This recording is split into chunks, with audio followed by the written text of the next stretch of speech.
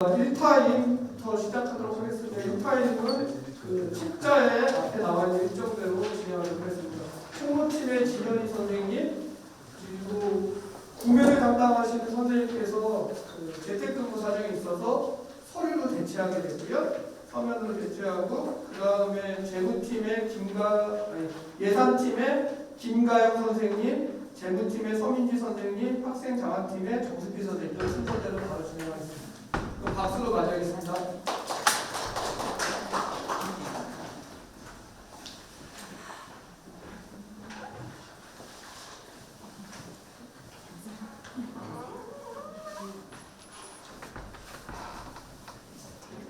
안녕하세요. 지금 공무 근태 발표를 맡게 된 총무팀 진연희라고 하고요. 간단하게 프리디나 출발 연가 관과 관련해서 안내드리도록 하겠습니다. 먼저 출입카드는 저희 입사하실 때 발급해드린 거 한 장씩 있으실 거예요. 그거 계속 사용하시면 되고요. 혹시 그거 말고 신분증이 필요하신 경우에는 국민은행에서 본인이 직접 신청하시면 발급이 되거든요. 근데 그거 발급 받으시면 저희 총무팀에 직접 방문하시면 저희가 전화 넣어드리니까 발급 필요하신 경우에는 저희 그 게시판 공지에 요청 공지에 신분증이라고 검색하시면 학생 장학팀에서 올리신 게시글 하나 있을 거예요. 그거 참고해 주시면 될 것 같고요. 추가 후 발급 드린 카드에 건물이나 호실 권한 필요하신 경우에는 저희 아래 사진에서 보시듯이 그룹웨어 결제의 총무팀 서식을 보시면 출입카드 등록금 발급 신청서라고 하는 서식이 있을 거예요. 그거 작성해서 결제 올려주시면 저희 경비실에서 확인하시고 권한 공유해드리고 있습니다. 그리고 저희 입사하실 때 발급해드린 출입카드는 분실이나 본인 부주의로 인해서 재발급이 필요하신 경우에 10,000원 추가 비용 받고 발급해드리고 있기 때문에 관리 잘 해주시길 바라겠고요. 퇴직하실 때 출입카드 저희로 전화해 주시면 됩니다. 그리고 다음으로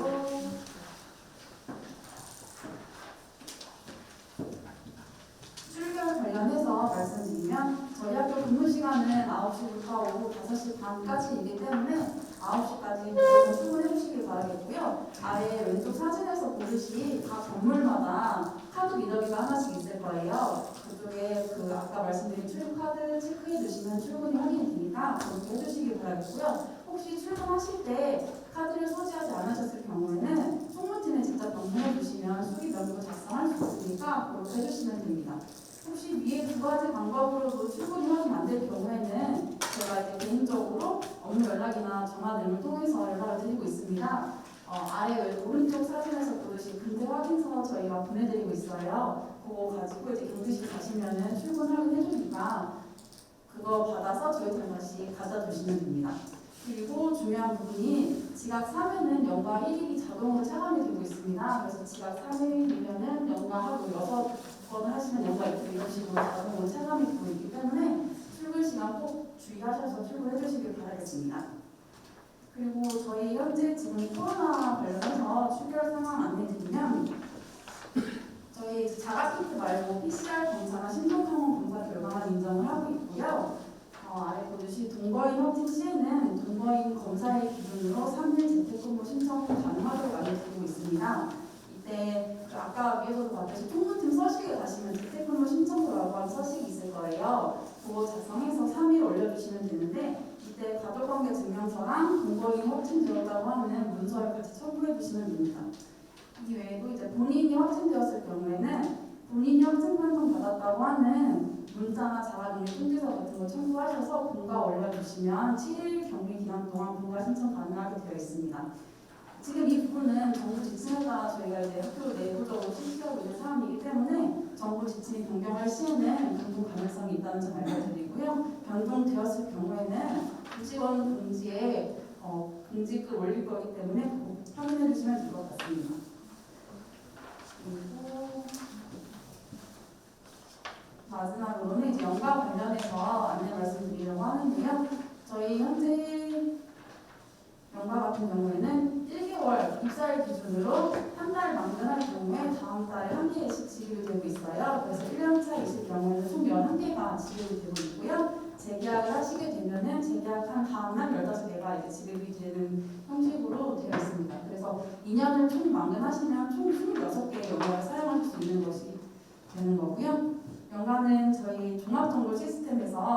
인트라넷, 직원 서비스, 총무에 들어가시면 휴가 및 근태 신청이라고 하는 탭이 있을 거예요. 그쪽에서 이제 신청해 주시면 되고요. 혹시 이제 결제 올렸는데 취소하겠다라고 하시는 경우에는 그 빨갛게 전자결제 취소라고 하는 버튼 보이실 거예요. 저 시스템 들어가시면 그거 눌러서 그 취소 기한까지 올려주시면 됩니다. 저희 발표는 이렇게까지 있고요. 혹시 궁금한 점 있으시면 제가 내정번호 006-5번이니까 이쪽으로 전화 주시면 감사하겠습니다. 감사합니다.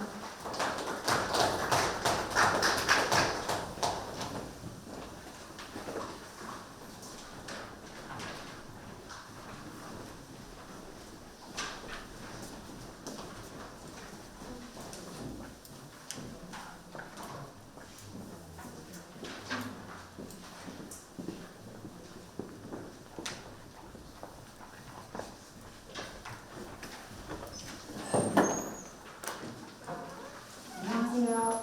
저는 기획예산팀 김가영이라고 하고요. 저는 예산 담당하고 있기 때문에 사업계획서 그리고 예산 관련한 부분에 대해서 간단하게 알려드리려고 합니다.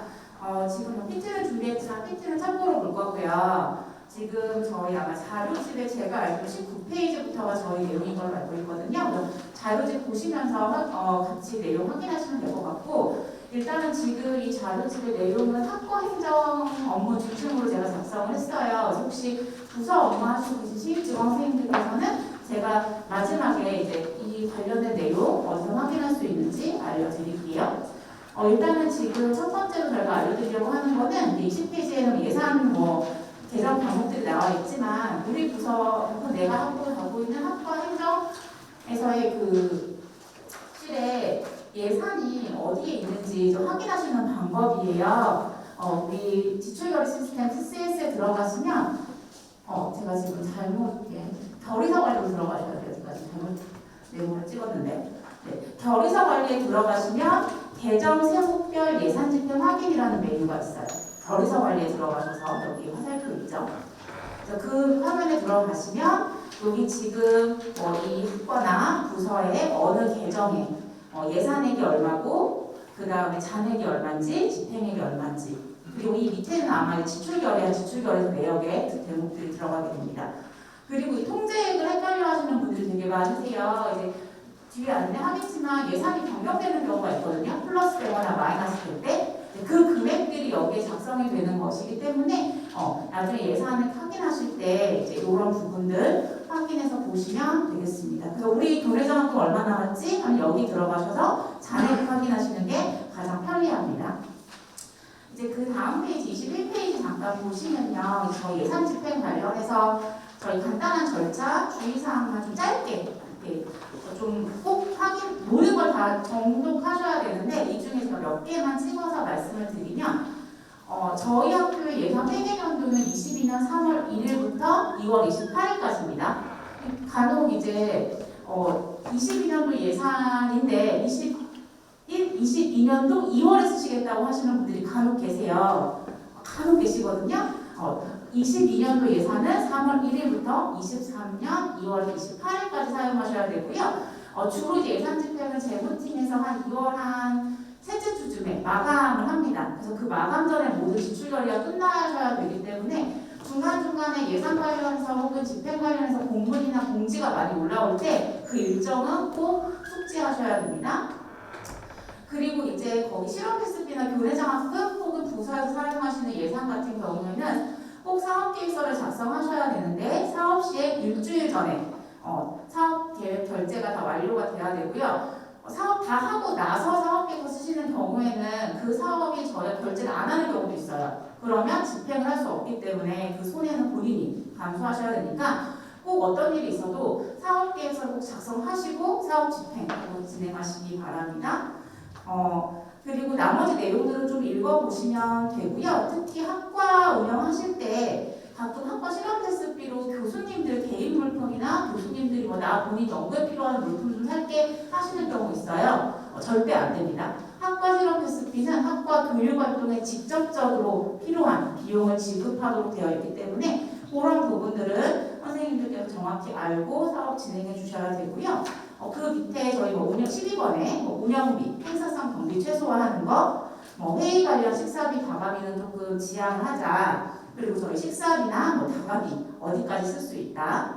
그 옆에 보시면 특강 같은 거 할 때 그 특강 금액 기준이 있어요. 그래서 그런 거는 예를 들어서 뭐 1급 강사다. 그럼 1시간에 30만 원을 받을 수 있는데 30만 원 이하로만 다 쓰시면 돼요. 뭐 1시간에 10만 원 해도 되고 20만 원 해도 되고 30만 원 이하로. 그리고 이런 경우는 사업계획 쓰실 때 당연히 이 강사가 1급 강사라고 하는 증빙이 꼭 붙임에 붙어야 가능합니다. 그 뒤에 페이지 23페이지 보시면요. 나머지 읽어보시지만 조금 학과에서 많이 물어보시는 게 17번이에요. 올해 우리 학과 실업 테스트비가 200만 원이 남았어요. 내년에 쓸 수 있나요? 안 됩니다. 학교 등록 금액의 예산은 저희가 원칙적으로 미집행, 미지급 2월에 안 되게 되어 있기 때문에 절대 예산 2월에 안 되니까 그 기한 내에 잘 쓰실 수 있도록 예산을 좀 미리미리 챙겨주세요. 특히 학과에서는 주로 12월에 많이 쓰세요. 그러다 보니까 구매가 잘 안 되는 경우도 있고 혹은 학생들 프로그램 보려는데 장학금이 너무 늦게 나가서 못 주게 되는 경우도 많거든요. 그래서 되도록이면 학기 중간에 진행할 수 있도록 잘 해주셨으면 좋겠습니다. 그리고 21번에 보시면 이번에 새로 생긴 기준인데요. 저희 주로 학과 사업을 하다 보면 학과에서 요청이 많았던 게 다른 학과는 그 장학금을 얼마 주는지 같은 프로그램을 하는데 어느 학과는 너무 많이 주고 어느 학과 너무 조금 줘서 기준이 좀 있었으면 좋겠다고 해서 저희가 일단은 대략적인 기준은 정했고요. 이 기준에서 너무 액수가 크거나 하시면 안 됩니다. 이 기준보다 어느 정도 이 정도 선에서 나가는 것이 좀 적절하다. 이것보다 적게 주시는 거는 가능합니다. 참고하시면 되겠습니다. 예산 관련해서 부분은 지금까지 한 그 24페이지 앞에까지 있는 부분 내용을 꼭 한번 읽어보시고 사업 진행을 하시고 혹시 뭐 특히 학과 같은 경우에는 교수님들께서 이 지침을 잘 모르세요. 그러니까 그냥 무작정 하자라고 하실 때 이 지침에 어긋난 내용이 있으면 이거 어기면 안 됩니다 라고 해주셔야 돼요. 이 지침에 어긋난 내용은 사업계획서 올라오면 저희 쪽에서 반려합니다. 그러니까 그거는 꼭 숙지하여 주시면 되겠습니다. 자, 이제 예산을 집행하는 절차를 좀 볼게요. 24페이지 보시면 중간에 표가 하나 나오죠. 사업계획서를 먼저 작성을 하고요. 아까 말씀드렸죠. 저희가 결제, 여러분들 결제서 탑니다. 결제 끝나면 사업을 시행하고 그 다음에 돈 쓴 거에 대해서 지출결에서 쓰고 그 지출결에서 재부팀에 되면 이 나머지 정산을 해주시겠죠. 이런 식으로 예산을 쓰는 과정이 진행이 됩니다. 이런 과정이다라고 읽어보시면 되고요. 자, 그 다음 페이지 넘기시면 시간이 없어서 좀 빨리 하고 있는데 가끔 학과 예산을 바꾸셔야 되는 경우 혹은 부서 예산을 바꾸셔야 되는 경우가 있어요. 실험 테스트비를 진행을 해야 되는데 교내 장학금 실험 테스트비 다 썼어. 근데 우리 교내 장학금이 좀 남아있어. 바꿔야 되거든요. 원래 예산 변경은 저희가 원칙적으로 해드리고 있지는 않지만 저희하고 협의가 된 상황에서의 예산 변경은 가능하고 특히 학과 예산은 실험 테스트비와 교내 장학금과는 저희가 웬만하면 다 바꿔드리고 있어요. 그 실험 테스트비를 교내 장학금으로 바꾸거나 교내 장학금을 실험 테스트비로 바꾸는 거는 저희가 큰 제약이 없는 한은 최대한 다 해드리고 있고 대신에 저희가 초반에 학과 예산 중에 실습학과 같은 경우에는 기기기구 매입비, 소모품비 이런 걸 편성할 수 있게 해드리는데 이런 예산들은 저희가 거의 못 바꿔드리고 있습니다. 그래서 그런 부분들은 처음 예산 편성하실 때 잘 예산을 짜셔야 돼요. 그래서 만약에 우리가 실험 테스트비, 교내 장학금 이런 예산을 좀 변경하고 싶다. 그럴 때는 그룹웨어에 들어가셔서 기획예산팀 들어가시면 학과 실험 테스트비 예산 변경 요구서가 있어요. 그래서 학과 예산을 변경하실 때는 이 빨간색으로 된 문서를 작성하시면 됩니다. 여기 옆에 나와 있는 문서고요. 이제 부서 선생님들께서는 이제 부서 예산 변경하실 때는 그 밑에 파란색으로 되어 있는 이 두 가지인데요. 이 문서 중에 어느 거를 쓰실지는 이제 어차피 예산 변경은 저희 쪽하고 협의하셔야 되기 때문에 협의하는 과정에서 제가 알려드려요. 선생님 어떤 문서로 작성해 주세요 라고 쓰시면 되고요. 학과 같은 경우에도 실험 테스트비 변경하실 때 무작정 공문 보내지 마시고 저희 쪽에 예산 변경 가능한지 확인하고 보내주셔야 변경이 가능합니다. 이 부분 꼭 확인해 주시고요.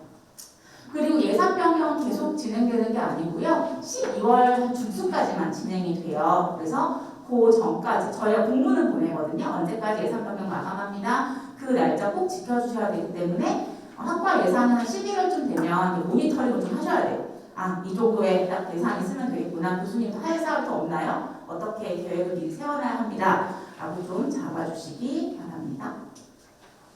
자, 그 다음에 저희 사업계획서 내용이 많아서 주로 질문이 많이 들어오는 것만 좀 찍어서 알려드릴게요. 26페이지 그냥 쭉 보시면 돼요. 이거는 뭐 별거 없고요. 사업계획서 어디서 쓰냐?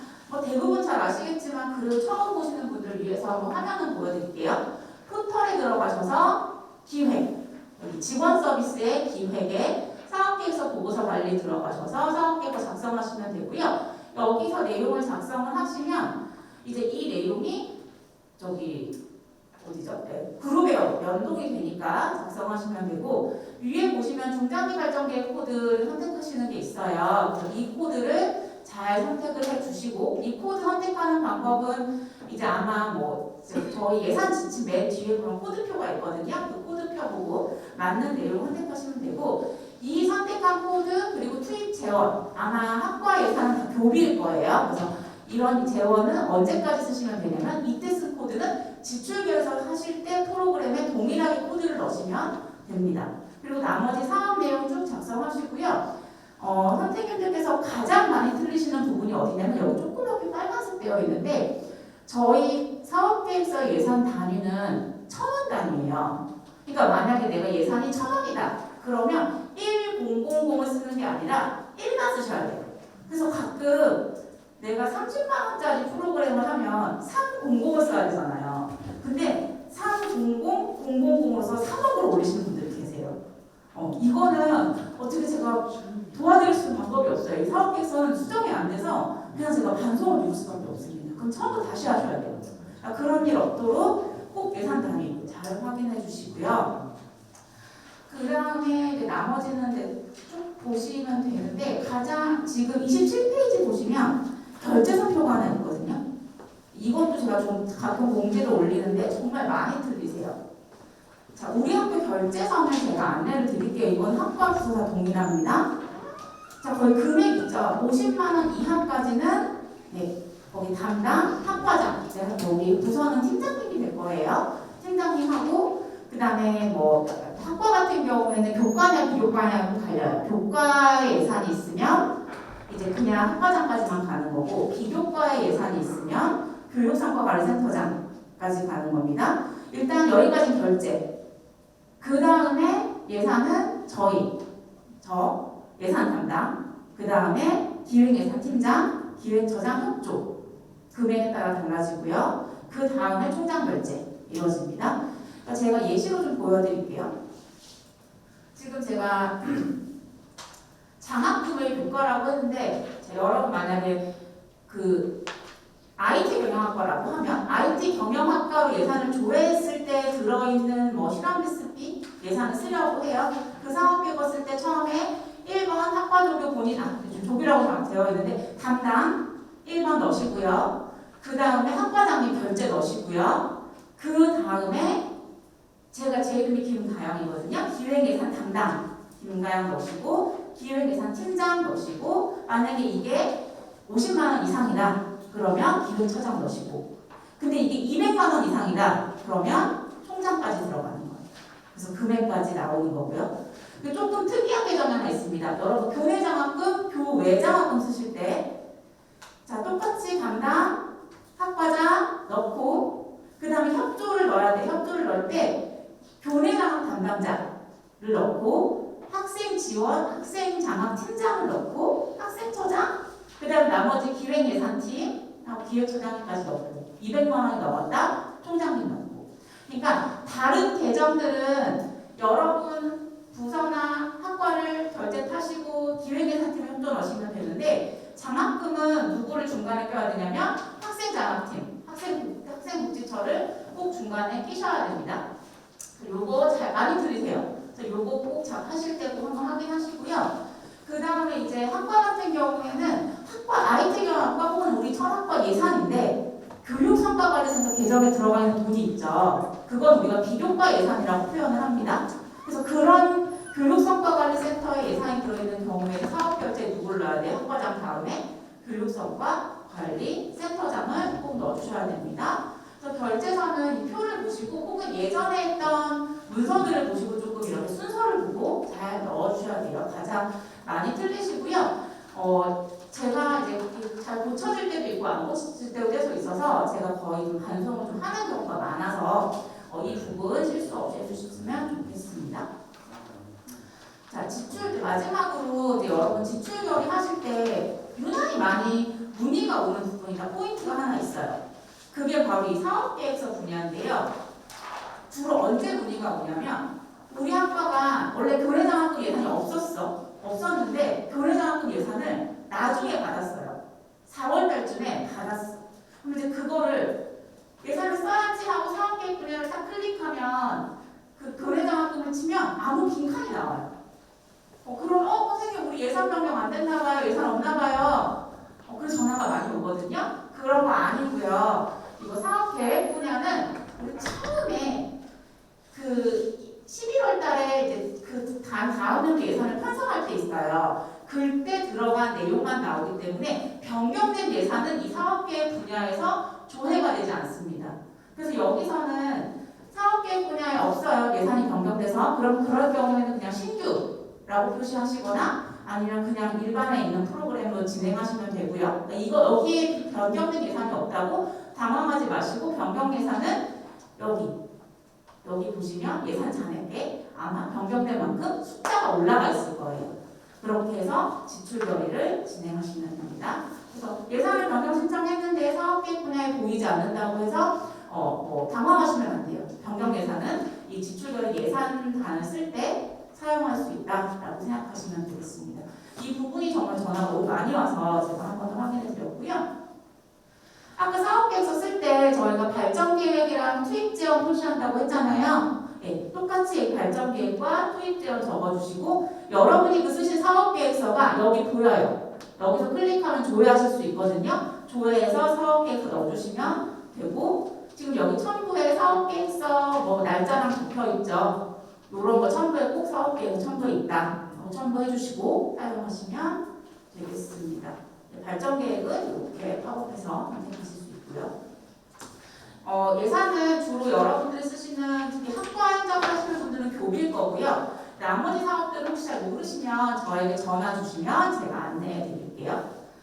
네, 저희가 아마 3월 4일 날 모든 학과랑 모든 부서로 공문을 하나 보냈습니다. 그 공문의 부침 파일이 저희 학교 예산 지침이거든요. 그래서 오늘 받으신 자료집보다 이 공문 안에 들어있는 부침 파일을 꼭 인쇄하셔서 업무하실 때 그냥 계속 보시면 도움이 될 것 같아요. 이 안에는 저희 예산 관련 내용도 있지만 지출 결의하는 방법도 다 캡처로 들어있거든요. 그래서 또 업무에 참고하셨으면 좋겠고 혹시 예산 관련해서 협의하시거나 아니면 지출 결의 시스템적인 거 말고 예산 사용할 때 필요하신 거는 0033번으로 제 번호 0033이에요. 전화 주시면 제가 최대한 친절하게 연대해 드리겠습니다. 네, 참 많으셨고요. 전 이만 가보겠습니다.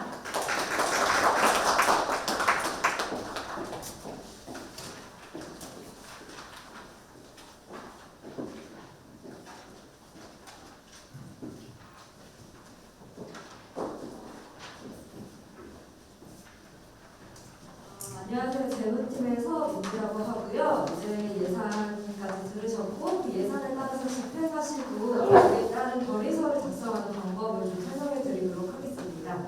그 자료집에 캡처화면이랑 그 내용 숙지하시면 아마 쉽게 하실 수 있으실 것 같은데 제가 간단히 한번 작성하는 걸 보여드리도록 하겠습니다. 여기 바탕화면에 자산 시스템 아이콘을 클릭하셔서 본인 아이디랑 비번 입력하시면 됩니다. 잠시만요.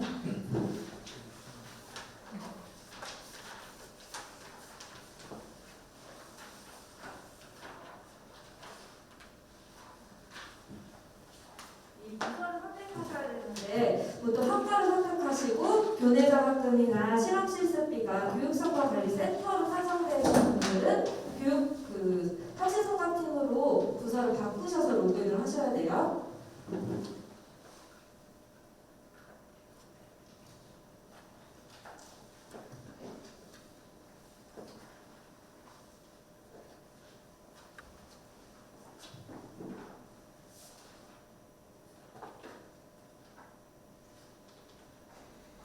여기를 들어오셔서 그 결의서를 끊으실 때는 5번 결의서 관리 그리고 결의서 조회 및 입력을 누르셔서 여기서 본인이 끊으신 결의서도 조회를 하실 수가 있고요. 날짜랑 회계 부분 이런 것들을 선택하셔서 결의서를 작성도 하실 수가 있으세요. 결의서를 작성하실 때는 신규 버튼을 누르신 다음에 여기 지금 빈칸으로 되어 있는 부분을 채워주시면 되는데요. 제가 간단히 한번 샘플 보여드릴게요. 아까 예산팀에서 설명하신 것처럼 사업 계획서에 들어갔던 예산이 편성됐던 사업 분야를 선택하셔야 되는데요. 저는 간단히 인쇄 출판비 예산에서 직결을 끊어보도록 하겠습니다. 그럼 여기를 선택하시고 조회를 누르신 다음에 편성된 예산을 확인하고 선택을 하시면 됩니다. 그럼 여기 사업 계획 분야가 설정이 되시고요. 제목과 내용, 세부 내역을 입력하시면 되는데 지금 시간 관계상 그냥 간단히 입력만 하겠습니다.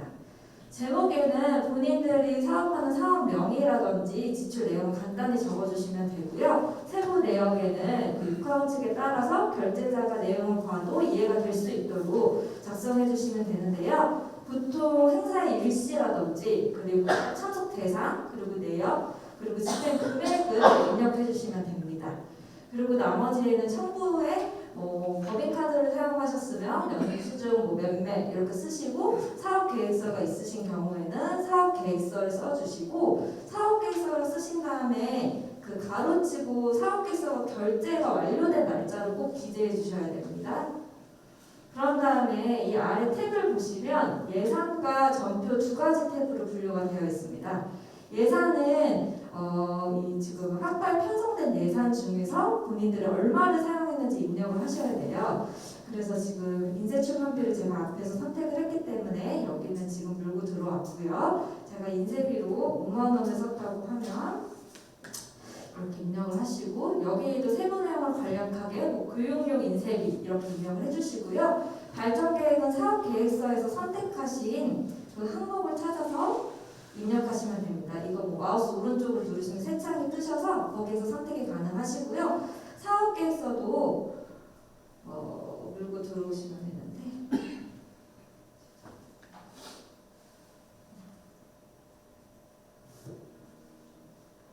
이렇게 뜨면 이거 일치하진 않지만 일단 이렇게 선택을 하시고 투입 제어까지 보통 교비가 많으시니까 교비를 선택해서 예산 탭에 있는 내용을 다 입력을 해주시면 되고요. 이게 완료가 되셨으면 전표로 넘어가셔서 기초 전표 생성이라는 걸 눌러주시면 이렇게 차례가 생기게 됩니다. 그러면 이 인쇄 제공비를 법인카드 우리 내부 구성원이 법인카드를 쓰는 게 원칙이시거든요. 그래서 법인카드를 쓰셨을 때는 법인카드를 선택해 주시고 그 카드를 쓰는 카드 명의자로 돈을 입금을 해드려야 되잖아요. 이때 직원을 선택해서 이렇게 저로 되어 있으니까 본인으로 되어 있는데 학과장님이면 학과장 이렇게 다 선택을 하셔서 입력을 해주시면 되고요. 이게 혹시 기초전표가 잘못 입력을 하셨을 때는 여기에서 이런 것들이 수정이 안 되세요. 이걸 삭제를 누르신 다음에 다시 예산으로 돌아가셔서 수정을 하시고 다시 전표를 돌아오시고 기초전표 생성까지 이렇게 하셔야지 수정이 완료되시거든요. 그래서 지금 전표에 대한 내용을 입력을 완료하셨으면 저장을 누르시게 되면 이렇게 하나 대면이 생기면서 완료가 되시는데 여기서 주의하실 사항은 지금 제가 제 법인카드를 사용했기 때문에 직원 소득 부분에 제가 입력이 되어 있고요. 여기 송금 내역이 체크가 되면서 이 점점점을 누르면 자세하게 어디로 입금이 되어야 되는지 그 송금처랑 입금 금액이 나와 있어요. 이거를 항상 마지막에 꼭 확인을 해주셔야 돼요. 그리고 만약에 법인카드가 아니라 그 세금계산서로 집행을 하셔야 될 경우에는 세금계산서를 선택하시고 또 저장을 누르시게 되면 여기 계산서 내용에 체크가 되실 거예요. 그러면 세금계산서 발행 일자를 여기 창에 오셔서 꼭 수정을 해주시고 저장까지 누르신 다음에 해주셔야지 완료가 되시고요. 이 지금 특강을 학교에서 많이 사용하시게 되는 게 특강, 연구비, 기타 수강을 집행하실 경우가 많으신데 그때는 여기 지금 직원 소득 구분에서 이 부분에서 우리 교내 구성원들한테 특강비가 지급이 되는 거면 근로소득으로 선택을 해주시고 외부분들에게 지급이 되는 특강비일 경우에는 기타 소득으로 선택을 해주셔야 돼요. 기타 소득으로 선택했을 때는 우리가 8.8%의 세금을 떼고 나머지 금액만 지급이 되시는 거고 교내분들 근로소득을 했을 때는 그냥 마지막에 우리 연말정산할 때 세금이 정산이 되시는 거기 때문에 이 부분을 꼭 주의해서 선택해 주시면 됩니다. 기타 소득으로 선택했을 때는 여기 핑크색 부분 오른쪽을 누르셔서 이미 한번 집행이 되신 분들은 여기 새 창에 뜨는 정보 잠시만요.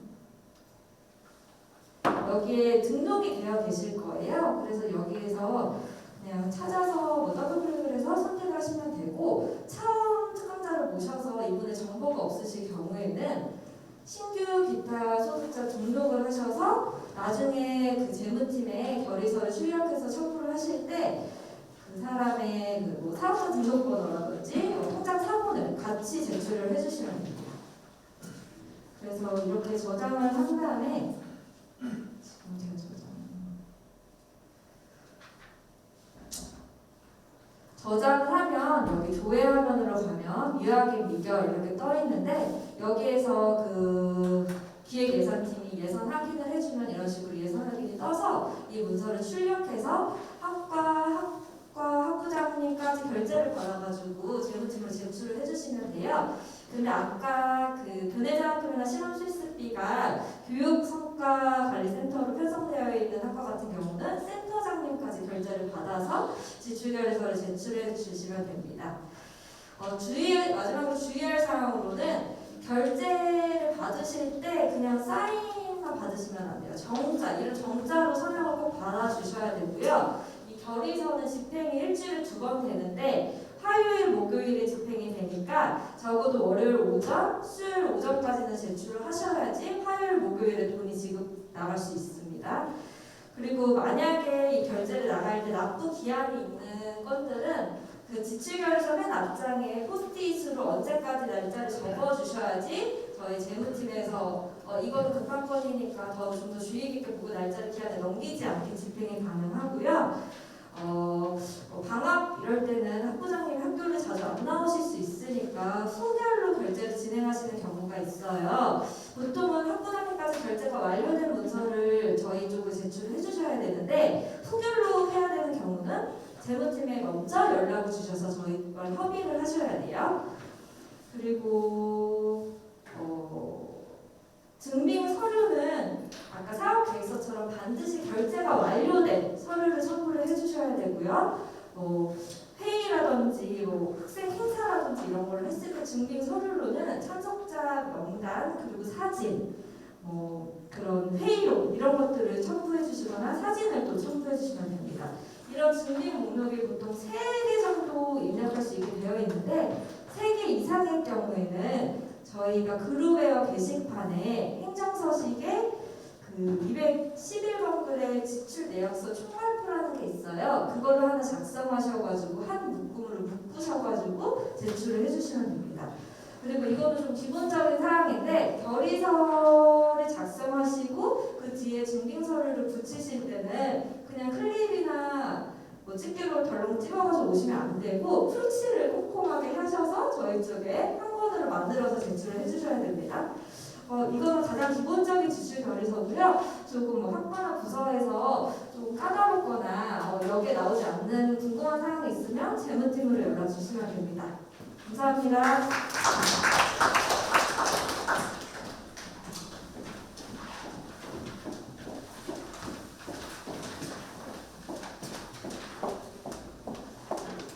안녕하세요. 교내장학 담당 학생 복지처 정승태입니다. 일단 저희가 간지로 전재승한테 배포를 요청드린 게 있는데요. 3일자 기준 저희 교내장 총괄표라는 게 있습니다. 여기서 지금 학과 장학 행정과 관련된 부분은 노란색으로 운영이 되어 있을 것이고요. 아까 김가연 선생님이 말씀하셨듯이 교내 학과에 배정받은 장학금 예산을 집행하는데 저희 장학은 3가지 정도로 나눠져요. 그래서 장학금이 지금 학과에 배정된 교내 장학금으로 집행하는 여러 가지 뭐 스타디 리더라든가 여러 가지 학과마다 특성에 있는 홈페이지 관련된 사업들이 있어요. 이런 사업들은 이 예산을 받으셨을 것이고 없더라면 예산처에서 배정을 되셔가지고 집행을 하는데요. 아까 말씀드렸듯이 사업계획서 결제 라인에 보면은 교내 장학금 교과 부분에 저희 장학 담당 쪽 경유를 하게 되어 있습니다. 저는 무엇을 확인하냐면은 저희 그 사업계획서에 들어가서 집행까지 아까 한신종합중고 서비스님 말씀하셨듯이 기출계획서를 작성해서 학생들한테 돈이 들어갔어요. 그러면은 그거는 지출을 했다라는 의미고 저희에는 또 한신 포탈이 있습니다. 저희 포탈 프로그램이 있는데 학생들도 보고 있고 저희 행정팀들도 보고 있죠. 그러면 학생이 내가 작년에 어떤 장학금을 총 얼마나 받았을까를 알고 싶어 하겠죠. 그리고 사실 이런 기록들이 있어야 되고요. 그래서 여러분들이 지출계획서를 작성한 교내 장학금을 지금 다들 보내주셨지만 4개 학과를 빼놓고 전부 다 들어왔는데요. 전학기에 집행한 교내 장학금을 저한테 보내주시면 제가 그걸 검증을 한 상태에서 포털에다가 업로드를 합니다. 업로드를 하게 되면 이 업로드된 자료는 학생들이 개인 로그인해서 포털에 들어가면 내가 작년에 얼마 무슨 장학금을 전체를 보게 돼 있어요. 그리고 이 자료는 정보공시 자료입니다. 따라서 이 자료를 수합해서 지금 정보공시 기간에 저희가 정보를 업로드하게 돼 있어요. 이거는 규정입니다. 따라서 지금 금액을 정확하게 일치해야 되기 때문에 저희가 명단을 요구하는 것이고 그 명단 중에서 특정 학과 같은 경우 만약에 휴학생한테 집행이 됐어요. 그럼 이 학생은 나 스타트 리더 보고서 다 냈고 문제가 없었어. 돈도 받았어. 근데 학교에서는 휴학생은 지급할 수 없다는 규정 때문에 환불을 하라고 합니다. 그러면은 저희는 환수를 해야 돼요. 그리고 저희가 환수하는 그 교내 장학금의 집행은 학과에서 하셨기 때문에 학과에서 그 학생을 환수를 해주셔야 됩니다. 근데 이거 사실 어렵죠. 그렇기 때문에 교내 장학 집행할 때는 반드시 사업계획서란에 경위를 놓게 되면은 장학금의 종류, 코드 여러 가지 이제 이런 것들을 정확하게 검증을 해서 교내 장학금 집행되고 그 다음에 회계만 끝나면은 제가 명단을 다시 받아서 업로드를 해서 학생들이 볼 수 있게끔 하는 이런 시스템 구조로 교내 장학금 집행과 정산이 이루어지고 있습니다. 그 3월 1자 기준 교내 장학금 총괄표를 보시면요. 지금 공문을 다 주셨듯이 이미 교내 장학금 집행 내역을 저희가 다 받고 있고요. 그 다음에 두 번째는 4월 말쯤에 저희가 공문을 하나 보내드릴 거예요. 학과에서 학과 추천 장학생 선발을 요청드릴 겁니다. 여기는 내가 뭐 국가장학금이라든가 이런 장학금 못 받았고 하지만 상당히 가계 형편이 어려운 학생들도 있어요. 있지만 장학을 못 받는 경우도 있습니다. 이런 경우에는 학과에 제외한 거고 학과에서 재학생 인원 수 대비 퍼센테이지로 학생 인원 수 대비 퍼센테이지로 저희한테 추천해 주시면 저희가 1인당 70만 원씩을 장학금을 드리는데요. 제가 이거를 파일로 드리지 않고 이렇게 출력물로 배포한 것은 장학금 변동 계획이 있습니다. 변동 계획이기 때문에 출력물을 드리고요. 그래서 학과 추천 장학생을 주실 때는 학생회장, 부학생회장까지 학과 봉사 장학금이라고 하는데요. 학생회장, 부학생회장 명단을 포함해서 학과 추천 학생을 저희한테 회신 주시면 되는데요. 매번 설명 안내 자료가 나갑니다. 그리고 부족한 내용은 단톡방에 또 질의응답으로 진행하니까 4월 말쯤에는 뭐가 오겠다는 건 한번 알고 계시면 될 것 같고요. 그 다음에 마지막으로 제가 학생들한테 예민한 게 성적장학금입니다. 성적장학금 학생들 굉장히 예민해요. 내가 한 학기 동안 굉장히 노력을 했는데도 불구하고 장학을 못 받았다면 의문사항을 갖게 되거든요. 지난 학기 또는 전년도에 공문을 반드시 참조하시길 바라는데요. 공문에 보시면은 학과마다 선발 4교가 있습니다. 4교가 있는데 이게 규정되어 있는 건 아니고 지침을 되어 있는 학과도 많습니다. 하지만 반드시 첨부해서 저희가 받았기 때문에 그게 있어요. 뭐냐면 동점자 여러 가지 기준에 있어서 어느 학교에서 이번에 성적을 비대면으로 후학했기 때문에 4.4가 굉장히 많아요. 4.4, 4.5 많습니다. 그러면 누구를 더 선발할 것이냐라는 것은 학과마다 전공에 대한 기준 어떤 중요성이라든가 이러한 얘기를 만들어놨기 때문에 그걸 선발하고 선발한 자료를 반드시 갖고 계셔야 됩니다. 왜냐하면 학생들이 문의가 와요. 학과 주변님한테 와요. 옛날에 지난학기. 근데 이제 행정 직원 담당 선생님들께 갈 거예요. 내가 왜 떨어졌어요? 그럼 그거에 대해서 이런 규정 하에서 이렇게 선발해서 누락됐습니다라고 정확하게 기준을 설명해 주셔야 됩니다. 그래야 의혹이 풀리고 더 이상의 문제가 발생하지 않습니다. 그래서 성적 우수자 선발은 저희가 종강하고 기말고사 끝나고 잠시 후 설명하시겠지만 학사지원팀에서 또 교문처에서 성적 산출이 끝난 다음에 학생한테 공지가 되고 그것이 저희가 데이터를 받아서 다시 저희가 선생님께 보내드릴 거예요. 재학생 수는 몇 명인데 이 중에서 우수 성적자 순서는 이렇습니다. 이 중에서 학과 기준에 맞춰서 언제까지 학교 변동일 전까지 보내주세요. 회신 요청을 드릴 겁니다. 역시 마찬가지로 단톡방에 같이 정보를 공유할 거고요. 반드시 전학기 그리고 2020학년도 그 전임 주변인들이 도내제법 공부를 꼭 참조하시길 바랍니다. 이거 반드시 참조하셔야 됩니다. 그 다음에 제일 중요한 건데요. 이 총괄표에도 표시되어 있겠지만은 교내 장학금 중에서 이제 휴학자 안 된다는 여러 가지 제약 조건이 있어요. 이거는 학교 홈페이지에 있고요. 매번 장학 공지사항은 학교 홈페이지에 공지가 되고 있습니다. 그래서 이런 부분을 참조하는 것을 꼭 부탁드리고요. 경유를 하게 되기 때문에 같이 경유하기 전에 사업계획서 올리기 전에 코드를 이런 걸 쓰려고 합니다. 그래서 장학 코드 사업을 이런 거 하려고 합니다. 없는 걸 쓰실 수는 없어요. 없는 걸 쓸 수 있는 방법은 아까 예산 쪽 학생자를 경유한 사업계획서를 쓰실 때 이러한 신규 사업으로 교내장학금 이런 새로운 아이디어를 지급을 하려고 하는데 이런 것 가능성에 대해서 먼저 문의를 주시면은 저희가 검토를 해서 이런 건 장학 신규 코드를 하나 새로 만드시는 게 좋겠습니다라고 해서 신규 코드 생성을 해야만 반드시 그 장학금을 집행하실 수 있으니까 사전에 문의 꼭 부탁드리겠습니다. 예, 교내 장학은 내성번호 0044고요. 저희 교회 장학 기금 당무도 해당되는 점이 있으니까 문의 주시면 알려드리겠습니다. 감사합니다. 감사합니다. 조금 10분 정도 좀 딜레이가 됐는데 바로 이 타임 시작하도록 하겠습니다. 이 타임은 교무팀의 합격의 배은경 선생님, 수업의 유수은 선생님, 이건희 센터의 손정현 팀장님, 교육성과관리센터의 이기영 팀장님 순서하겠습니다. 바로 진행하겠습니다.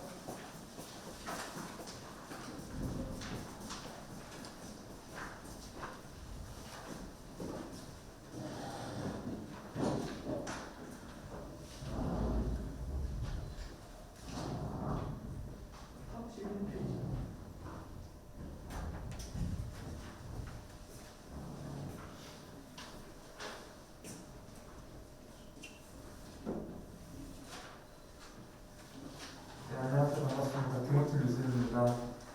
저는 교무팀에서 수업을 담당하고 있고요.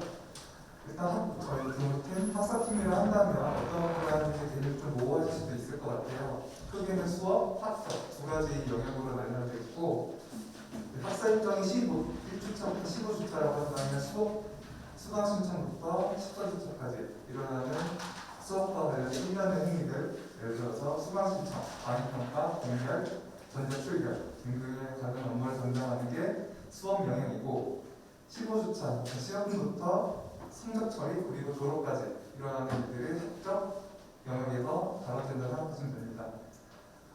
오늘 영역에서 저희 쪽으로 아마 자료 요청하시는 것도 많고 문의하시는 부분도 많을 텐데 그거를 오늘 이 자리에서 다 일일이 안내드릴 수는 없을 테니까 저는 개인적으로 저희 안내되어 있는 각자 담당 영역을 보시고 문의를 주시는 게 좋으실 것 같아요.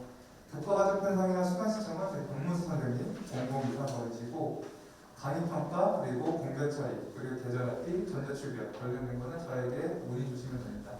그리고 학적 관련돼서는 성적, 복수전공, 편입과 은사태현 선생님, 휴복학 제적관리, 졸업 관련된 거는 훌륭한 발표해 주실 배윤현 선생님한테 문의해 주시면 될 것 같고요. 저희 수업 들리는 지금 수강 신청도 끝났고 학사 일정이 지금 진행되고 있으니까 특별히 알려드릴 건 없을 것 같아요.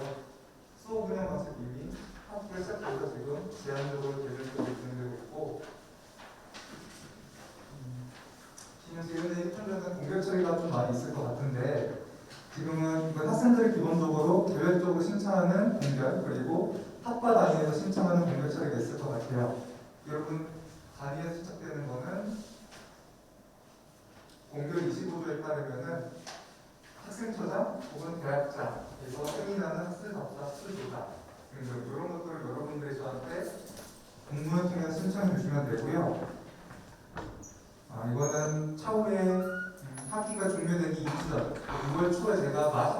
많은 신청을 받을 때 그때에 맞춰서 공문 통해서 저한테 신청해 주시면 됩니다. 신청해 주실 때 공개 신청서 양식에 내용이 기재되어 있는데 그 양식에 맞게끔 기재해서 보내주시지 않으면 학생 공개가 되지 않아서 학생이 성적평가를 받을 때 불이익이 받게 되니까 그건 꼭 주의해 주시면 될 것 같고, 특히나 학번이 다르게 입력해 주시면 엉뚱한 학생이 출석으로 인정돼서 나중에 차후에 성적평가 받을 때 불이익을 받게 되니까 꼭 유의해 주셨으면 좋겠고요. 그리고 한 가지 말씀드릴 게 이제 코로나19 관련해서 이번에는 아무래도 공개 신청권이 많은데 이 중에서 감염증의 확진자의 증거인 관련해서 학생들 문의가 많아요. 기본으로는 신청자 본인과 확진자 동거인의 PCR 검사나 신속항원 검사가 첨부하면 되는데 기본적으로 문자 캡처를 하면 밀접 조치가 누구누구누구다 라고 나와 있어서 학생의 신분 상태가 나와요. 학생의 뭐 자녀 인지 나오는데 그게 아니라 학생이 문자를 캡처하지 않고 PCR 검사나 신속항원만 보낸다면 이 사람이 동거인가 어떤 상태인가 나오게 되니까 그런 경우에는 가족관계 중에서 같이 청구해야 돼서 이런 것들 혹시 문의가 오면 안내해 주시면 좋을 것 같고요.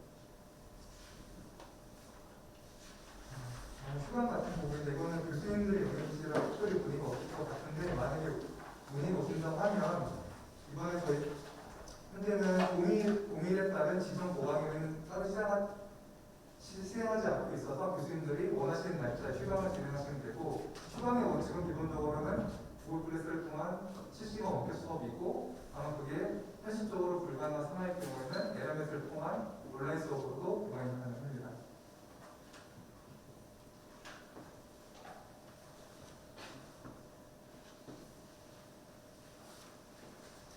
네, 여기까지 말씀드리고요. 다음으로는 특정 영역으로 대인교 선생님이 안내해드리겠습니다. 네, 안녕하세요. 저는 교문팀의 배윤경입니다. 학점에서는 휴복화, 그리고 성적, 그다음에 가장 크게 졸업 사정이 이제 진행이 되는데요. 우선 현재 진행 중인 일정 중심으로 말씀을 드릴게요. 휴복화 신청 기간은 이제 끝났고 수업일수 3일선이 지났기 때문에 지금 휴학은 중도 휴학만 가능해요. 중도 휴학은 등록을 완료한 학생만 신청할 수 있고 공문으로 접수를 해주시기 때문에 학생 문의가 오면 휴학원서랑 본인 사유서, 그다음에 학과장 의견서 받으셔서 교무팀으로 공문 제출해 주시면 됩니다. 그리고 중간고사 이후에는 이제 중도 휴학은 안 되는데 질병이나 임신, 출산, 그리고 분유학은 신청이 가능해요. 이것도 마찬가지로 등록 후에만 휴학할 수 있다는 점, 요거 기억해 주시면 될 것 같고요. 성적 입력, 기말고사가 끝나면 성적 교수님들께서 성적 입력을 진행해 주실 거고요. 이 성적 입력 관련해서는 저희가 따로 교수님께 안내를 드리기 때문에 선생님들께서 일정과 그다음에 어디서 성적 입력을 하냐 이 정도 문의해 주실 거예요. 그러면 한신종합정보에서 교수 서비스에서 성적 입력하시는 부분이 있거든요. 거기서 입력을 해주시면 된다고 말씀해 주시면 되고, 중요한 부분은 전자출결에서 학기 출결 마감을 해주셔야지 성적 마감이 가능하세요. 이 부분 빠뜨리시는 경우가 있어서 꼭 전자출결에서 출결 마감을 해주셔야지 성적 입력이 된다. 요거 안내해 주시면 되고요. 저희 지금 이제 학과지정 절대평가 교과목 제출하신 학과도 있는데 이제 요거 22일까지 접수를 받고 있어요.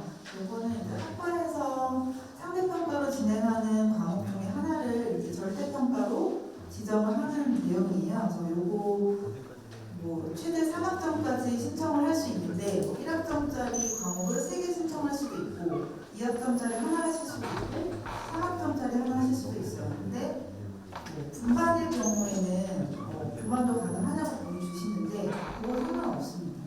분반과 관계없이 하나의 과목만 신청할 수 있다. 이렇게 이해해 주시면 될 것 같고요. 마이크로 전공 신청은 어제까지 신청을 받았고 저희가 월요일에 승인 결과를 안내해 드릴 예정이에요. 그래서 요거는 이후에 뭐 부전공이나 마이크로 전공 같은 경우에 신청하고 싶다고 학생들이 연락이 오면은 공문으로 올려주시면 됩니다. 그리고 이제 후기 졸업 예정자 졸업 관련 사항은 저희가 이번 졸업사정은 워낙 내용이 많기 때문에 따로 7월 중에 선생님 교육을 할 예정이에요. 그래서 그때 참석해서 들어주시면 되고, 이제 주요한 사항으로는 1학번 이후부터는 130학점 이상이고 1사학번까지는 이제 졸업학점이 140학점이에요. 그래서 졸업사정 하실 때 학번마다 이제 졸업학점이 다르니까 이 부분 유념해 주시고, 교양학점도 마찬가지로 학번마다 이제 인정학점이 다르기 때문에 이 부분 잘 봐주시면 될 것 같습니다.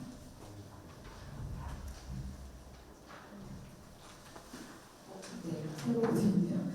네, 그래서 관련해서 이제 전반적인 학사 일정은 저희 요거 일정 보시면 되고, 그다음에 저희 학교 홈페이지, 저희가 주로 이제 학사 관련된 안내 사항은 학교 홈페이지에서 다 이제 공지를 하거든요.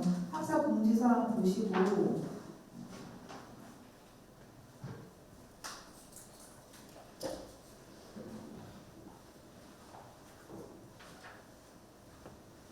학사 행정 관련해서 수업 쪽, 학적이나 이제 예를 들어서 학적 본론 같은 경우에 자퇴하면서 어디서 출력하냐고 문의하는 학생들 많아요.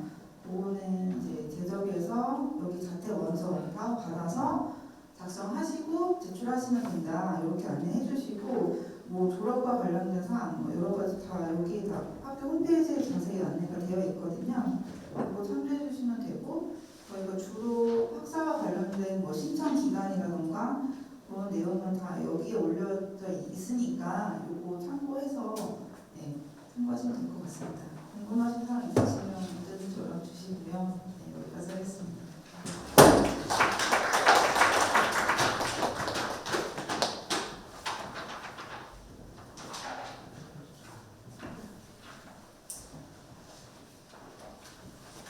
예, 다음은 이경 국장님께서 해주십니다.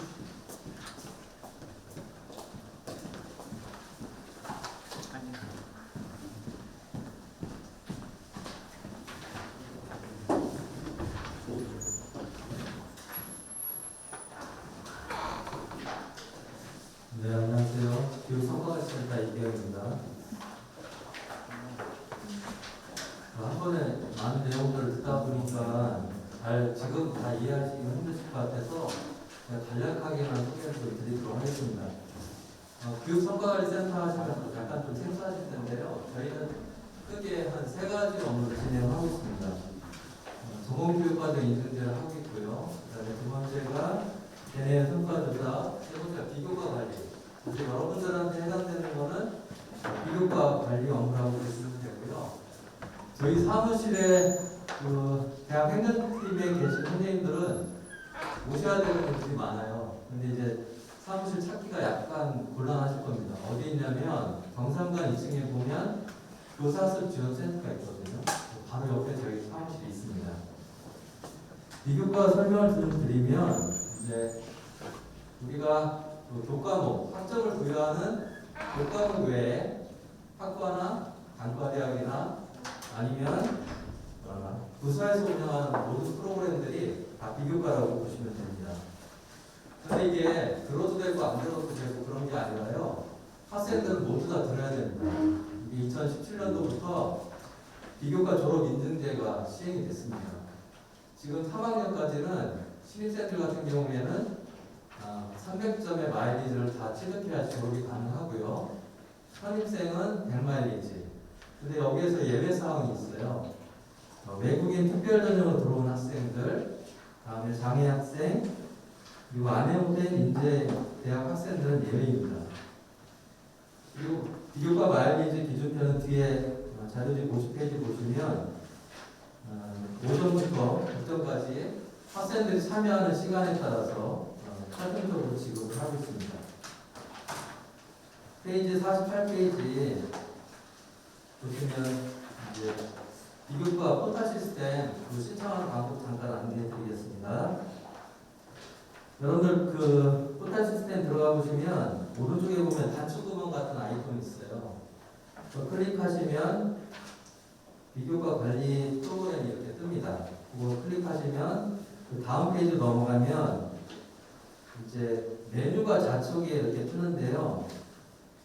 제 위에가 비교과 코드 신설 신청, 두 번째가 개설 관리 이렇게 뜹니다. 비교과 코드 신설 신청 같은 경우에는 이거 안 뜨는 분이 있을 거예요. 아마 들어갔는데 이런 경우에는 정보 시스템 그 팀의 양식을 보면 클라우드 포탈 시스템 권한 신청서라는 게 있습니다. 여기 비교과 담당자 체크해서 권한 신청을 하셔야지만 이 메뉴가 뜹니다.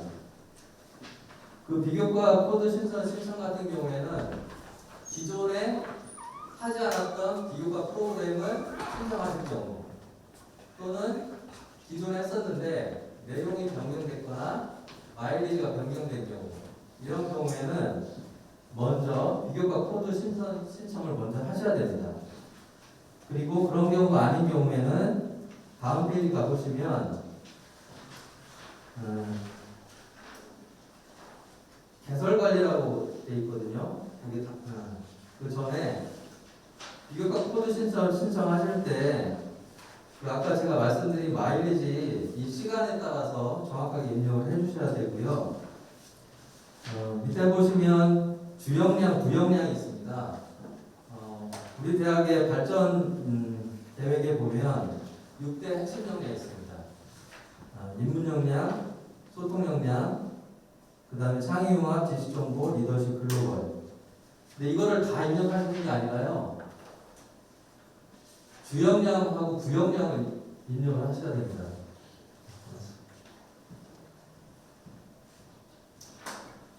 주역량은 70%를 넣게 돼 있고요. 부역량은 30%를 넣게 돼 있습니다. 이걸 왜 하냐면 나중에 학생들이 자기 핵심 역량에 대해서 측정을 하는데 자기가 부족한 역량이 있을 경우에 어떤 비교과 프로그램을 들어야 되는지 저희가 추천 프로그램을 만들 거예요. 그래서 인문 역량이 부족한 학생들한테는 저희가 인문 역량 70%가 되어 있는 프로그램들을 추천할 계획입니다. 그리고 꼭 70대 30을 넣어주시면 되겠습니다.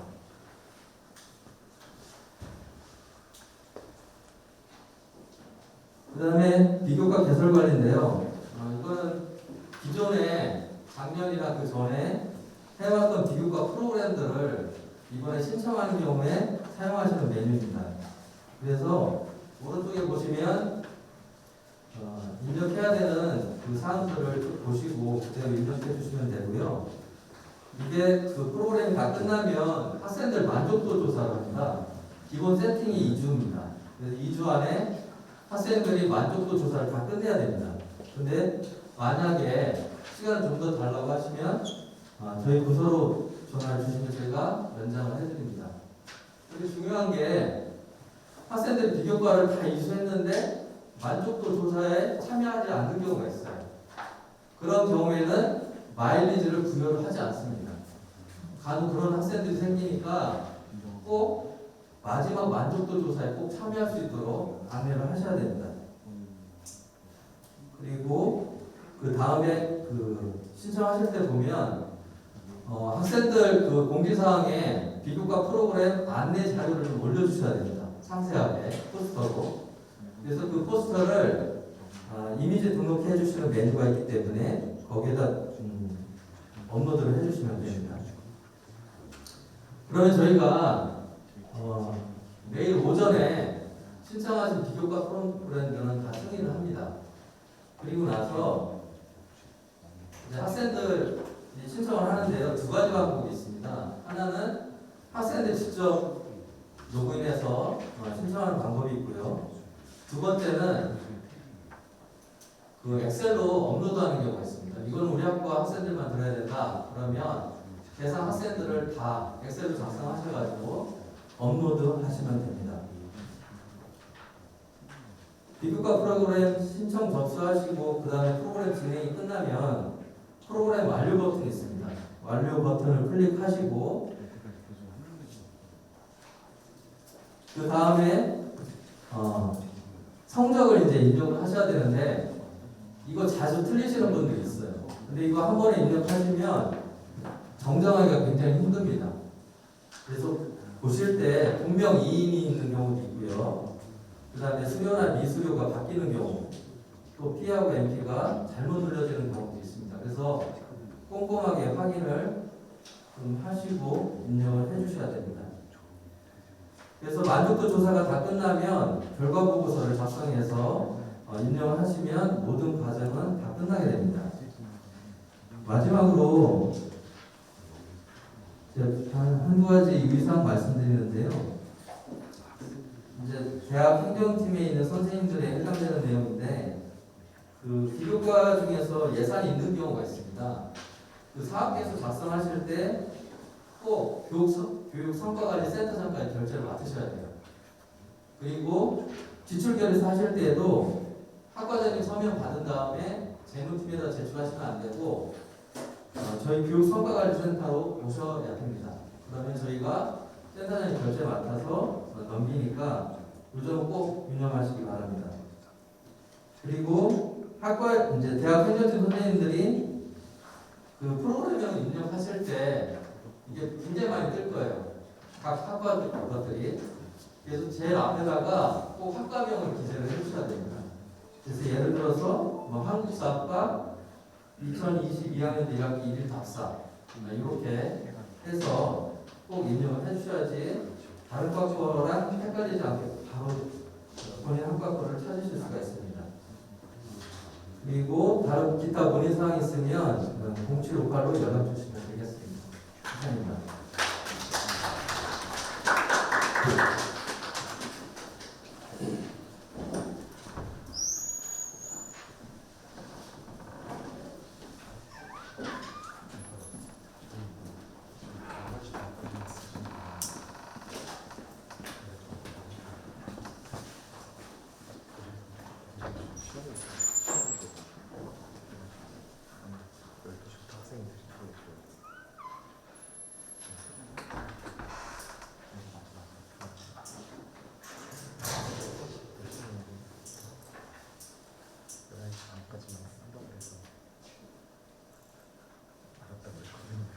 안녕하세요. 저는 일원인센터 팀장을 맡고 있는 손병석이라고 합니다. 저희 일원인센터는 뭐 아시다시피 온라인 쪽 관련된 사업이라든가 기타 소프트웨어 관련된 사업을 계속 운영하고 있고요. 우선은 시간이 길어져서 전자교탁 관련해서 교수님들한테 다 매뉴얼을 드리긴 했지만 저희 LMS 홈페이지에 공지사항이 올라가져 있어요. 이것 때문에 전화가 좀 많이 대면으로 돌아가면서 강의실에서 수업을 하시면서 이제 이것 때문에 전화가 많이 오는데, 지금 여기도 새로운 시스템으로 바뀐 거지만 강의실도 전체가 한 40개, 50개 가까이가 바뀌어 있는 상태라 조교님들께서도 좀 알고 계셔야 교수님께서 문의가 하시면 저희 쪽으로 바로 가정하겠지만 거쳐오게 되는 시간이 걸리니까 참조하셔서 LMS 홈페이지 공지사항에 파일이 올라가 있습니다. 현재 이 지금 사용하고 있는 전자교탁의 패널인데 이게 여기에도 똑같이 적용이 돼 있어요. 다만 저 프로그램이 조금 복잡하게 돼 있어서 저희가 한축시켜서 좀 간단하게 쓸 수 있게 좀 프로그램을 변경하고 있어요. 그래서 변경되게 되면 또 차후에 한번 이렇게 공지를 통해서 사용법에 대해서 다시 한번 안내를 드리도록 하겠습니다. 그리고 전체적으로 전자교탁에 지금처럼 빔 프로젝트로 되어 있는 강의실이 있고, 전자교탁에 그 전자칠판 98인치 모니터 내용 모니터로 구축이 되어 있는 강의실 2개가 있어서 그에 대한 사용법이 살짝 달라요. 크게 다른 부분은 아니고 전자칠판을 사용하실 때 방법이 좀 따로 하나가 있어서 그 부분도 매뉴얼을 아마 나중에 같이 한번 발표를 드릴 겁니다. 그래서 프로젝트 강의실과 그다음에 전자칠판 강의실에 대한 매뉴얼은 LMS에서 공지를 해주시면 보시면 될 것 같고요. LMS 관련해서 문의가 조금 오는데 이 부분은 제가 프로그램을 캡처해왔어요. 여기 LMS 대부분 다 아시죠?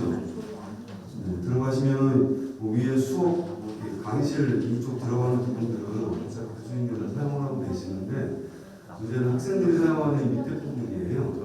학생들이 여기 소프트웨어 관련된 부분에 대해서 문의가 좀 많이 오는데 지금 소프트웨어 교내 무료 소프트웨어라고 되어 있는 이 부분에 대해서는 현재 정보관리실하고 저희 쪽하고 연결을 해서 지금 다시 구축을 하고 있어요. 기간이 다 끝나서 다시 새로운 버전을 만들고 있는데 시간이 조금 더 걸리고 있어요. 그래서 저거는 우선은 1차적으로 학생들이 좀 연락이 많이 와서 보시다시피 이 부분에서 그 라이센스하고 사실 토론을 간단한 걸 먼저 드렸고 학생들을 통해서 다 안내를 했고 그다음에 밑에 대상을 통해서 들어가는 부분은 구축이 되는 그 타이밍에 저희가 확인해서 테스트를 거쳐서 이제 전체 구성원한테 전부 다 배포를 할 예정이에요. 저 부분은 대상이 학교에 노무인이 되는 LMS에 들어와서 노무인이 되는 노무인 구성원 전체가 다 사용 가능한 버전입니다. 그리고 현재 저희가 배포해드린 버전은 두 버전이기 때문에 라이센스가 풀리는 거기 때문에 나중에 비용이 상승이 되거든요. 우선 9버전으로 상승에 상관이 없는 비용 상승 상관이 없는 버전을 배포해드렸고 이 부분에서 이제 새롭게 구축이 되는 경우에는 뭐 한글이라든가 이런 것들은 최신 버전으로 다 업그레이드가 돼서 배포가 될 예정이에요. 그리고 또 하나 지금 원격으로 저희가 구글을 쓰고 있잖아요. 구글은 작년까지는 무료로 사용했는데 올해부터 유료로 바뀌었어요. 저희가 계약을 하게 해서 현재 수업은 돌아가고 있지만 실제로 올해까지만 아마 사용이 될 거예요. 그리고 대면 수업이 들어가면서 원격 수업은 조금씩 줄긴 하겠지만 그래도 또 보강이라든가 기타 등등 수업에서 원격으로는 아니면 온라인 LMS로 하실 거라 저희가 현재 그 구글을 대체해서 팀즈라는 걸로 지금 현재 변경해서 개발 중인데요.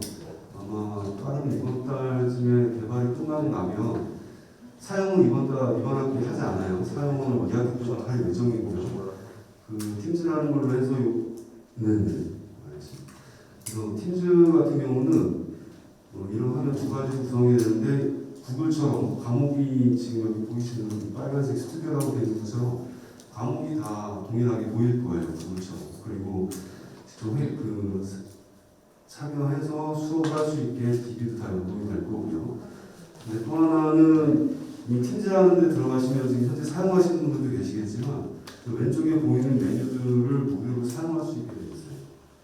오피스 제품 같은 경우도 학생들이라든가 선생님들이라든가 저희 뭐 교수님들 전부 다 포함해서 그 무료로 최신 버전에 대한 오피스 365 버전을 다 사용할 수 있게 풀어드릴 거고요.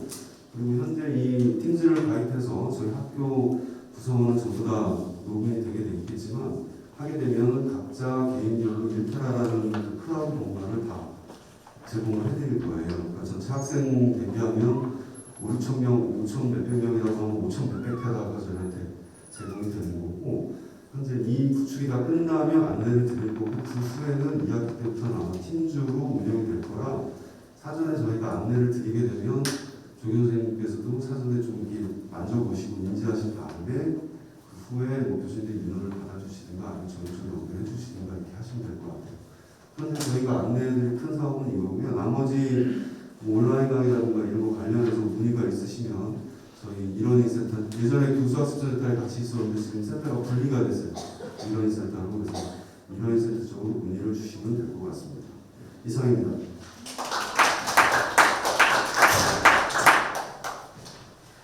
네, 감사합니다. 이제 마지막 3타임인데요. 정보 시스템 팀으로 이게 바뀌었습니다. 구두배어 굉장히 교육이 중요한데 박세아 과장님께서 해주시겠습니다. 안녕하세요. 최대한 빨리 할게요. 지금 기다리시는 분들이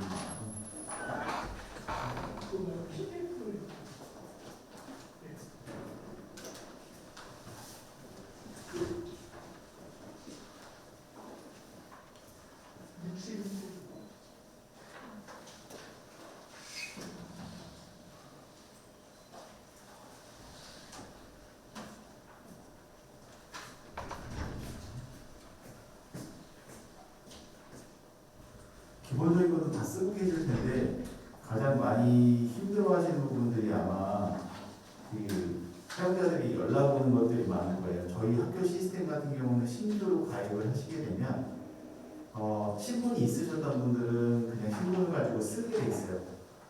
그래서 처음에 가입을 아예 하셨던 분들은 핸드폰 인증이나 실명 확인해서 들어갈 수 있게 되고요. 그 다음에 본인이 가입을 한다고 해서 바로 쓸 수가 없어요. 왜냐하면 저희가 연동되는 시스템이 많이 있기 때문에 화이트 라벨 에러가 발생을 하는 경우가 계속 있거든요. 그러는 경우는 하루 지나면 되고, 만약에 저희 정보관리팀에 전화를 하시면 이거 돌려드리긴 하는데 조금 문제되는 부분이 있다고 저희가 안내를 드릴 거고요. 그 다음에 만약에 학교에 신분이 있으셨던 분들은 신분 전환을 하게 되는데, 신분 전환하는 방법을 여기 매뉴얼로 다시 만들어놨습니다. 그래서 통화로그인하는 부분에서 사용자 4번 받은 거를 입력을 해서 사용하게 되는 거고요. 그래서 이 부분을 다 잘 바꾸면 나중에 신분이 2개 있으신 분들은 이런 식으로 우측 상단에 2개가 뜨실 거예요. 신분이. 그런 식으로 해서 관리를 해서 쓰시면 되고요. 그리고 알림톡, 친구톡 관련돼서는 교수님들이 계속 연락이 오시는데, 교수님들이 기본적으로 강사분들은 종합정보 시스템 말고 그룹웨어를 쓸 수가 없어요. 그래서 그룹웨어에서 알림톡이나 이런 권한을 신청하실 수는 없는데, 이게 너무 개인정보가 많다 보니까 저희는 신청서를 받아야 되는 형태예요.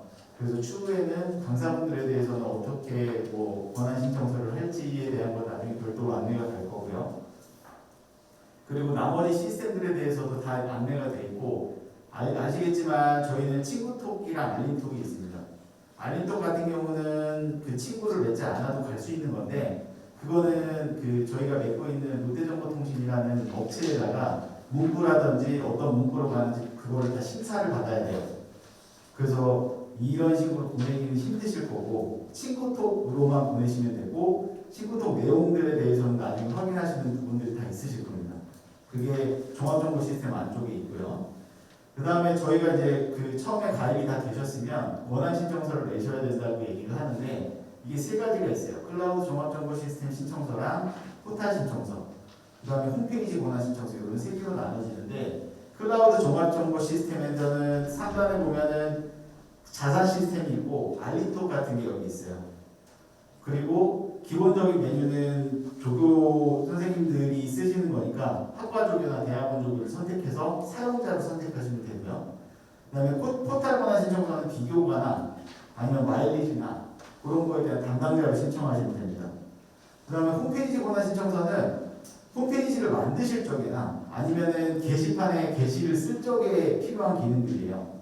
그러니까 그런 거, 학과 홈페이지에 대한 부분들도 별도로 있으니까 권한 신청을 하실 적에 어떻게 한번 문의를 해보시고, 아니면 전에 있던 공문들이 쓴 게 있을 거예요. 그런 거에서 내가 어떤 걸 신청해야 되는지 확인해가지고 신청을 해주시면 되고요. 알림톡 같은 경우도 이제 학기가 안 바뀌는 경우가 이번에 있었을 거예요, 아마. 이런 경우는 빨리 전화를 주시면 저희가 학기 변경이나 이런 것들을 신경 써 드릴 거고요. 그 다음에 그룹웨어 같은 경우는 저희가 원래는 저희 교육을 별도로 실시를 합니다. 이거 말고도 그때 이제 어떻게 설치하는지, 만약에 그룹웨어를 집에서 쓰고 싶다라고 하시면 그룹웨어 집에서도 되세요. 대신 한글이 정품이어야 됩니다. 그런 다음에 상단에 클립 모양의 보면 그룹웨어 설치 프로그램이 있어요. 그래서 급한 결제라든지 이런 것들은 올려놓고 있으면 집에서 쓰시면 되고요. 그 다음에 신분이 여러 개 있는 분들이 있으면 우측 상단에서 신분 변경하는 부분이 계속 뜨실 거고요. 그래서 그룹웨어 같은 경우는 쓰시다가 문제가 있으신 분 있으면 저희 정보관리팀에 전화를 주시면 돼요. 그리고 가장 많이 틀리시는 부분들이 이제 잠시만요.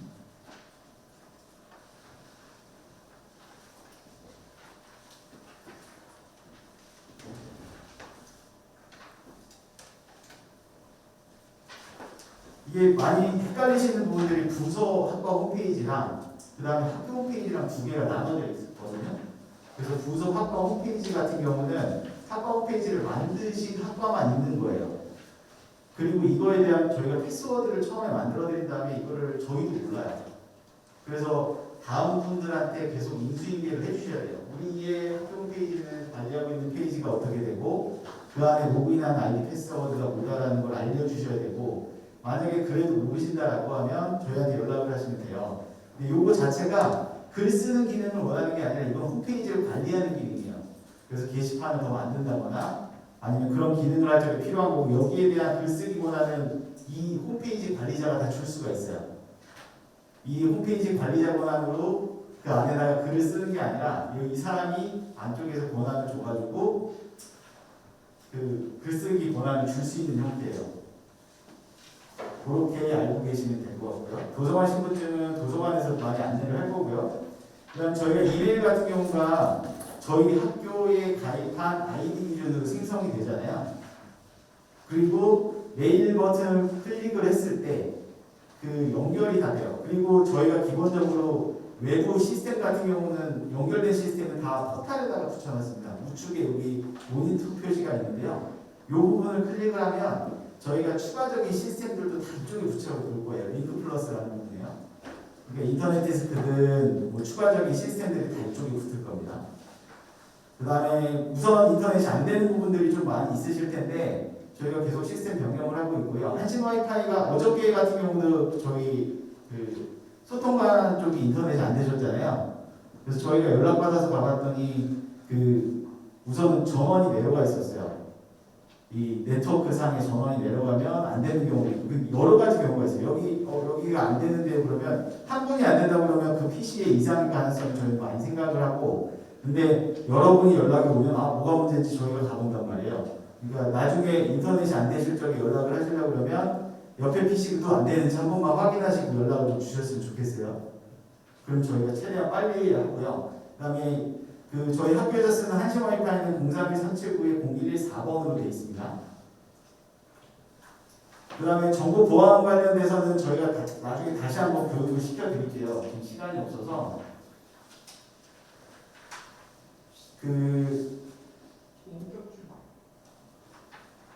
여기에 그 아까 전에 얘기했던 포탈이나 그 우측이나 아니면은 홈페이지나 어디든 다 원격 지원 요청이 있습니다. 그 원격 지원 요청을 하시면 무조건 상담사가 있는 게 아니라요. 저희한테 연락을 하시면 저희가 대기를 하겠다라고 했을 때 연결을 하시는 거고요.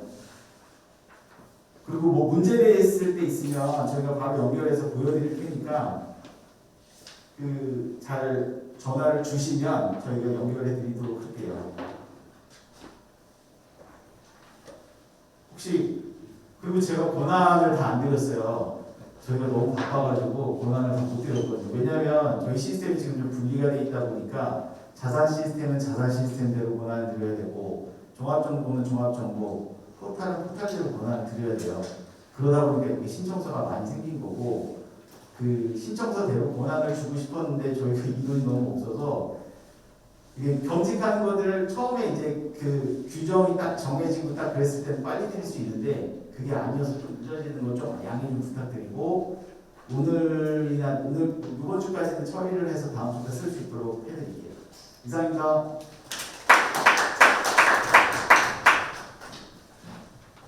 네, 그 장시간 교육받느라 고생하셨고요. 그 이제 마지막 남은 거는 이거 증빙을 해야 돼가지고 단체 사진 한번 찍으면 되고 제가 드렸던 거 이제 세 가지인데 하나는 그 직장 내 에티켓입니다. 그래서 에티켓은 그 거기 읽어보시면 더 잘 아시기 때문에 하는데 가장 기본적인 거는 이제 인사하고 그다음에 문제가 됐을 때 그걸 갖다가 접수하고 이관하고 왜냐하면 선생님들이 자리를 비셨을 때 옆에 분들이 이제 전화를 땡겨봤는데 알고 있으면 뭐 실습실 갔습니다. 아니면 뭐 잠깐 좀 외부에 좀 긴 시간 나가서 좀 늦게 오시겠습니다. 이런 것들은 저희가 안내를 해줘야 되기 때문에 그런 부분이고요. 그다음 두 번째 법적인 부분은 나중에 또 따로 한번 교육을 해야 될 것 같아요. 규정이나 근데 링크 주소가 있으니까 그거는 그냥 거기서 일단 좀 찾으시고요. 네, 마지막은 저희가 지금 오늘 하신 거에 대한 설문조사를 제가 링크 주소를 톡방에 지금 올려드릴 테니까 거기에 대한 이제 만족도조사만 해주시면 되겠습니다. 그럼 다 같이 잠깐 앞에 나와서 사진 한번 찍고 마치도록 하겠습니다. 수고하셨습니다. 앞으로 오시죠.